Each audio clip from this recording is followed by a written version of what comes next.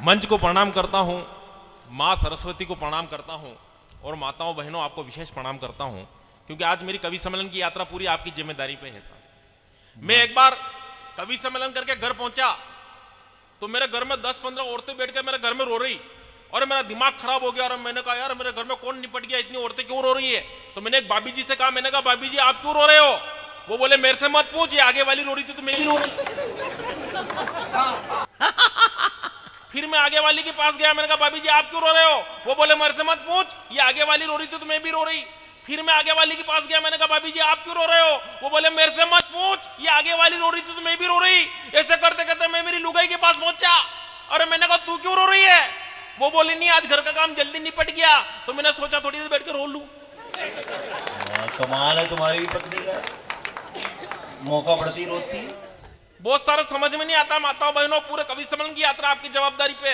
ये अर्जुन अल्लड़ बैठा है पीछे, इसकी पत्नी पियर चलेगी, 15-20 दिन तक आई नहीं तो इसने 15 चक्कर लगा लिया ससुराल के, तो भी भाभी जी को भेजा नहीं। ये 16वीं बार पहुंचा, इसकी सासू को गुस्सा आया, साली को बुलाया और कहा कि देख बाहर बेटे जिया जी को बोल दे कि हम 3-4 दिन बाद भेज देंगे। फिर भी नहीं माने तो कहना फिर मेरी मम्मी को देवी आती है और देवी आ गई तो आपसे मामला नहीं संभलेगा। इसकी साली आकर कह रही कि देखो जिया जी चले जाओ, 3-4 दिन में भेज देंगे ना, नहीं माने तो मेरी मम्मी को देवी आती है और देवी आ गई तो आपसे मामला नहीं संभलेगा। ये अर्जुन अल्लड़ तो साली कह रही देखो जी चले जिया जी चले जाओ, हम 3-4 दिन बाद भेज देंगे ना, अगर नहीं माने तो फिर मेरी मम्मी आ गई, मेरी मम्मी को देवी आती है और देवी आ गई तो आपसे मामला नहीं संभलेगा। तो भी अर्जुन जिद करने लगा, नहीं लेके जाऊंगा लेके जाऊंगा लेके जाऊंगा। तब तक इसकी सासू ही अंदर से बाल बिखेर के हे देवी आ गई नहीं भेजूंगी, देवी आ गई नहीं भेजूंगी, देवी आ गई नहीं भेजूंगी। ये 15 मिनट तक देखता रहा। ये बोले हट, भैरू आ गया लेके जाएगा, भैरू आ गया लेके जाएगा, भैरू आ गया। ये भैरू महाराज की ताली ढंग से बजाओ। भैरू जी महाराज की, ये बालों से तो बिल्कुल लग ही रहा था भैरू जी आ रहे हैं। नहीं बहुत सारे मामले हैं साहब। मेरी तो किस्मत इतनी खराब है, हाथी पर बैठ के जाऊं तो भी मुझे कुत्ता काट लेता है। सही प्रैक्टिकल करके बता रहा हूं भाई साहब, इतनी नसीब खराब है, हाथी पर बैठ के जाऊं तो भी कुत्ता मुझे काट लेता है। पर ये बात किसी को बताऊं तो जमाना मुझे मूर्ख कहता है कि ऐसा कभी होता है, पर भाई साहब बिल्कुल होता है। मैं एक बार हाथी पर बैठ के जा रहा था, एक पागल कुत्ता हाथी के सामने आकर हाथी पर भौंक रहा था। हाथी चुपचाप देख रहा था, लेकिन अचानक हाथी को गुस्सा आया और उसने अपना संयम का बांध तोड़ दिया, कुत्ते को सूंड में उठाया और ऊपर छोड़ दिया। ऊपर आते कुत्ते को गुस्सा आया, कुत्ता मुझे देखकर मुझ पर गुर्राया, फिर उसने अपना संयम का बांध तोड़ा। भाई साहब मुझे ऐसी जगह काटा किसी को बताने के लायक नहीं छोड़ा। बहुत बदनसीब इंसान हूं भाई साहब। मेरे गांव में 10 साल का लड़का टेंशन में आ गया कि पापा पापा मेरी शादी करवाओ, देश के प्रधानमंत्री मोदी हैं। उसका बाप बोला रे तेरे को क्या जल्दी है शादी करने की, कि नहीं नहीं पापा आप तो मेरी शादी करवा दो, देश के प्रधानमंत्री मोदी हैं। कि उसका बाप बोला रे तेरे को क्या टेंशन है शादी करने की, अरे नहीं पापा आप तो मेरी शादी कराओ, देश के प्रधानमंत्री मोदी है। उसका बाप बोला रे तेरे को क्या जल्दी है शादी करने की, कि नहीं पापा वो कहते हैं कि ना खाऊंगा ना खाने दूंगा, कि ना खाऊंगा ना खाने दूंगा। तो उसका बाप बोला इस बात से तेरे को क्या लेना देना, कि नहीं पापा वो कल अगर ये कह दे कि ना लुगाई लाया हूं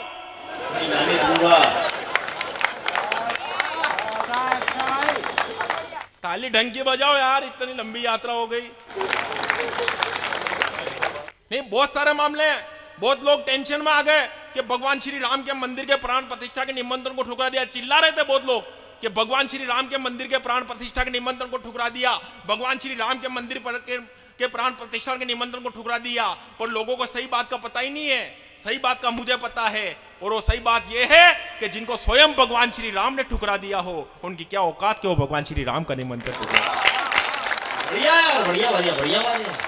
जिनको स्वयं भगवान श्री राम ने ठुकरा दिया हो, उनकी क्या औकात के वो भगवान श्री राम का निमंत्रण ठुकरा सके। क्योंकि ऐसे शुभ अवसर पर तो वही लोग जाते हैं जिनको स्वयं भगवान श्री राम बुलाते हैं,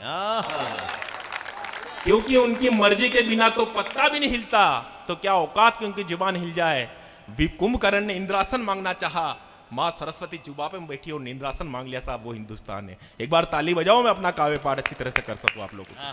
बहुत ये मुकेश मासूम बेटा है, ये बोला राणा कवि सम्मेलन में आना है। मैंने कहा बिल्कुल आ जाऊंगा। ये बोले कितने रुपए लेगा। अरे मैंने कहा दादा तुम मेरे बड़े आदरणीय हो, दूसरे कवि आ रहे उनसे 100 रुपए कम दे देना। ये बोले आजा। मैंने कहा क्या हुआ। ये बोले दूसरे 100 में आ रहे हैं। बहुत बड़ा है ये। एक बार प्रदीप पवार जी मेरे को दिल्ली कवि सम्मेलन ले गए, ठहरने की व्यवस्था 10वें माले पे की, उसमें कोई लिफ्ट की व्यवस्था नहीं। और मैंने कहा प्रदीप भाई साहब 10वें माले पे कैसे चढ़ेंगे? ये बोले राणा अपन 10 कवि हैं, 10 मंजिल है, एक एक कविता सब कवि सुनाएंगे, तब तक 10वें मंजिल पे चले जाएंगे। लेकिन उसमें प्रॉब्लम हो गई साहब, उसमें कवि हकला फंस गया। हम जैसे पहली मंजिल पे गए, हकला बोला भाई साहब मैं सुनाऊं। मैंने कहा चुप, बहुत देर लगागा तू। चौथी मंजिल पे पहुंचे, फिर अगला बोला भाई साहब मैं सुनाऊं। मैंने कहा चुप, बहुत देर लगागा तू। 8वीं मंजिल पे पहुंचे, फिर अगला बोला भाई साहब मैं सुनाऊं। मैंने कहा चुप, बहुत देर लगागा तू। 10वीं मंजिल पे पहुंचे, फिर अगला बोला भाई साहब मैंने कहा बस सुना दे। वो बोला मैं सुना नहीं रहा था, ये कह रहा था कमरे की चाबी नीचे भूल गए।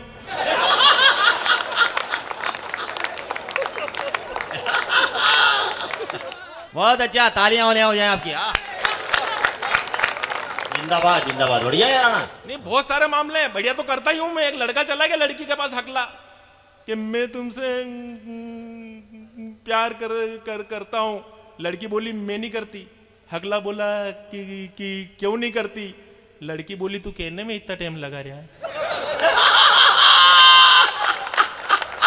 अरे गलत मत सोचो, शादी की बात करने में कितना लगाएगा? और तुम्हारा तो लखन ही मारो कहीं लागे वहीं। बहुत सारे मामले साहब। मेरे गांव वालों ने मुझे सरपंच के चुनाव में खड़ा किया, तो चुनाव आयोग वालों ने मेरे साथ अच्छा नहीं किया, मुझे चुनाव चिन्ह गधे का दिया। अब गधे के चुनाव चिन्ह के साथ मैंने प्रचार शुरू किया। मेरे मित्र आगे आगे मेरा प्रचार कर रहे, मैं पीछे माला पहन के चल रहा। मेरा एक मित्र बोला कि अंकल जी इस बार गधे का ध्यान रखना। तभी दूसरा मित्र बोला कि अंकल जी इस बार वोट गधे को देना है। तभी तीसरा मित्र बोला कि अंकल जी इस बार हमें गधे को जिताना है। भाई साहब मेरे तो एक बात समझ में नहीं आ रही थी कि मेरा चुनाव चिन्ह गधा है। कि बढ़िया बढ़िया, बहुत अच्छा भाई। तो ये बात मैंने मेरी पत्नी को बताई भाई साहब, तो उसने और ज्यादा बेइज्जती कर दी। वो बोली तुम्हारी बात में ज्यादा तर्क नहीं है, तुम्हारे चुनाव चिन्ह तुम्हारे में ज्यादा फर्क नहीं है। कविता आपने लिखी क्या? बहुत सारे मामले पड़े हैं साहब। मैं तो इतना बदनसीब इंसान हूं, लेकिन हम क्या हैं? हम क्या हैं? ये हमने पूरी दुनिया को दिखा दिया। जो अब तक नहीं हुआ वो काम हमने करके दिखा दिया। ताली एक ना बजा और बता सको इतनी ताली बजाना मैंने को लग जाए कि मैंने बहुत अच्छे लोगों के बीच कविता पढ़ी है कि हम क्या हैं। ये हमने पूरी दुनिया को दिखा दिया। जो अब तक नहीं हुआ वो काम हमने करके दिखा दिया।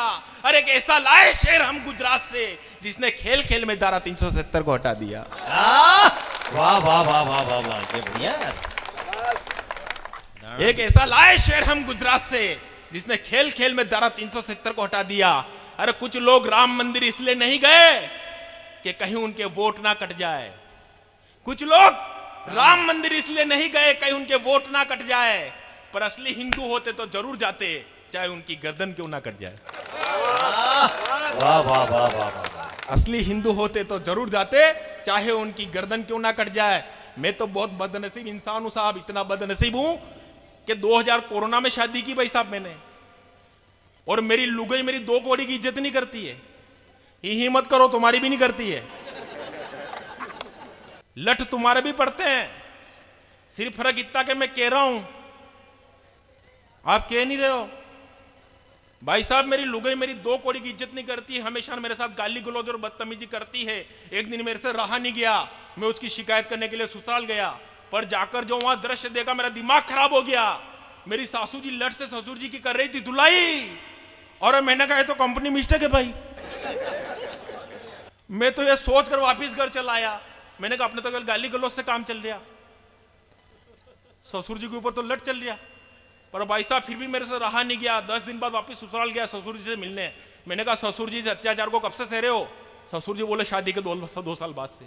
मैंने कहा उससे पहले केवल गाली गलौज करती थी। मैंने कहा उसके बाद हाथ तपाई तक आई।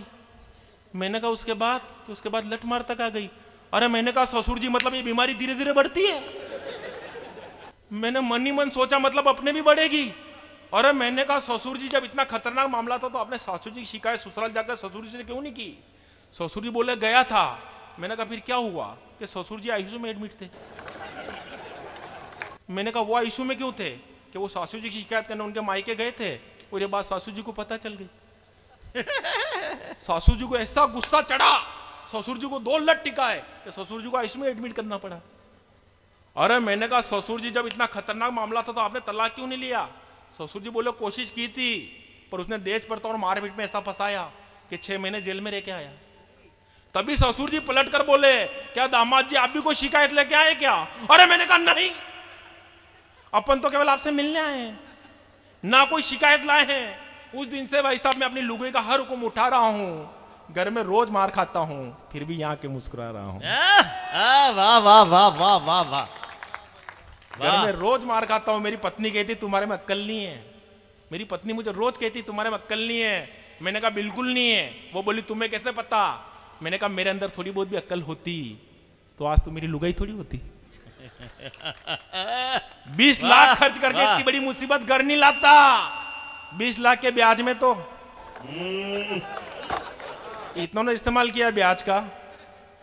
बहुत सारी घटनाएं साहब। 2020 कोरोना में मेरी शादी हुई, सच्ची घटना बता रहा हूं। लेकिन एक हिंदुस्तान का बदतमीज नेता कहता है कि मैं भारत मां की जय नहीं बोलूंगा, कि शेरनी की कोख से कभी शियार का जन्म हो नहीं सकता। अरे शेर कभी शियार की भाषा में बोल नहीं सकता। और हिंदुस्तान में रहकर जो भारत मां की जय ना बोले, अब बताना मेरे को एक ताली मत बजाना और लग जाएगा पूरा पांडाल हवा में हाथ उठाकर बजाना कि मैंने अच्छी बात कर दी हो कि शेरनी की कोख से कभी शियार का जन्म हो नहीं सकता। अरे शेर कभी शियार की भाषा में बोल नहीं सकता। और हिंदुस्तान में रहकर जो भारत मां की जय ना बोले वो गंदा खून होगा किसी अंग्रेज का, किसी हिंदुस्तानी मुसलमान का हो नहीं सकता। वाह वाह वाह वाह वाह वाह वाह। या क्या बात। बहुत सारे मामले पड़े हैं साहब, बहुत सारे काम करने पड़ते हैं। 2020 में कोरोना आया और 2020 में मैं शादी करके घर में लुगाई लाया। मानो 2 गंभीर बीमारी एक साथ मेरे घर में आई। एक थी कोरोना तो दूसरी थी लुगाई। दोनों ही बीमारी बड़ी खतरनाक होती है। सिर्फ फर्क इतना है कि कोरोना जल्दी जान ले लेती है और लुगाई ऐसी बीमारी है जो रोज खून पी के लेती है। कोरोना बीमारी का वैक्सीन के रूप में इलाज है, पर लुगाई ऐसी बीमारी है जो अभी तक लाइलाज है। साहब मेरी शादी नहीं हो रही थी, मेरे घर वालों ने 1 लाख रुपए का पेट्रोल जलाया साहब। तब मेरी सगाई तय हुई कि 20 मार्च को बारात लेके जाना है और लोगों को शादी करके घर में लाना है। भाई साहब मजा आ गया कि 20 तारीख को बारात लेके जाना है। नहीं सच्ची घटना बता रहा हूं, कोई झूठी बात करता नहीं हूं। मेरी जिंदगी मेरी सारी अपनी पीड़ा है। कि पहले तो मेरी सगाई नहीं हो रही थी। बहुत मुश्किल से मेरी सगाई तय हुई कि 20 तारीख को बारात लेके जाना है, लोगों को शादी करके घर में लाना है। भाई साहब मजा आ गया, पर मेरी बदनसीबी मेरा साथ नहीं छोड़ती साहब। शादी के केवल 5 दिन रहे और 15 तारीख आई, मालूम पड़ा कि लॉकडाउन लग गया। शादी कैंसिल हो गई भाई साहब। अब 3 महीने तक दिन रात लोगों से फोन पे व्हाट्सएप पे बातें कर बिताए। 3 महीने बाद 20 दिन के लिए लॉकडाउन खुला भाई साहब। मैं तुरंत गया और लोगों को शादी करके घर लाया। मेरे दोस्तों ने 50,000 रुपए लगाकर मेरी सुहागरात के लिए कमरा सजाया। पर जैसे ही मैं अपनी लुगाई को लेकर घर में प्रवेश करता, उससे पहले मेरी लुगाई की तबीयत खराब, सांस लेने में तकलीफ, कोरोना हो गया। डॉक्टर को बुलाया तो डॉक्टर ने उसको कोरोना लक्षण बताया। पूरे घर वालों की रिपोर्ट करवाई तो उसकी पॉजिटिव, हम सबकी नेगेटिव आई। अब भाई साहब जिस कमरे में सुहागरात मननी थी उसमें उसको क्वारंटाइन किया और पूरे घर वालों की रिपोर्ट करवाई तो उसकी पॉजिटिव, हम सबकी नेगेटिव आई। अब भाई साहब मैं 8 दिन तक उसके कमरे में ऐसे झांक कर देखता जैसे कोई कुत्ता रोटी को देख रहा हो। ये अच्छा है यार, ये कुत्ते वाला शब्द अच्छा है। भाई साहब मैं कुत्ता तो मैं बन रहा हूं, मजा आपको आ रहा है। जैसा बनेगा आदमी वैसा भाई साहब मैं 8 दिन तक उसके कमरे में ऐसे झांक कर देखता जैसे कोई कुत्ता रोटी को देख रहा हो। भाई साहब वो मुझे अंदर से देखे, मैं उसे बाहर से देखूं। भाई साहब फिर 8 दिन बाद वापस सबकी रिपोर्ट करवाई तो उसकी रिपोर्ट आई नेगेटिव। अरे मैं खुश हो गया, मैंने कहा मजा आ गया। पर 10 मिनट बाद अपनी रिपोर्ट आई पॉजिटिव, अपन पॉजिटिव। भाई साहब वो कमरे से बाहर, मैं कमरे के अंदर। अब भाई साहब फिर 8 दिन बाद वापस सबकी रिपोर्ट करवाई तो इस बार सबकी नेगेटिव आई।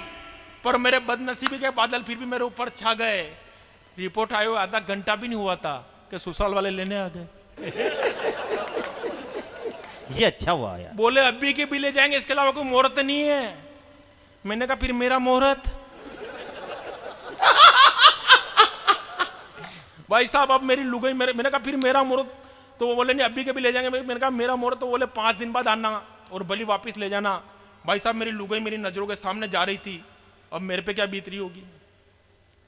अपन दुकानदार से रसगुल्ले का डिब्बा लाए, उसमें से एक भी नहीं खाए और दुकानदार अपनी नजरों के सामने से ले जाए। भाई साहब 5 दिन एक एक पल पल उंगली पे गिन गिन के बिताया, और 5वें दिन जैसे ही उसको लेने जाना था, गाड़ी में डीजल भरवा के तैयार, और जैसे मैं निकलने वाला था कि फिर टीवी पर न्यूज आई कि आज से संपूर्ण लॉकडाउन। भाई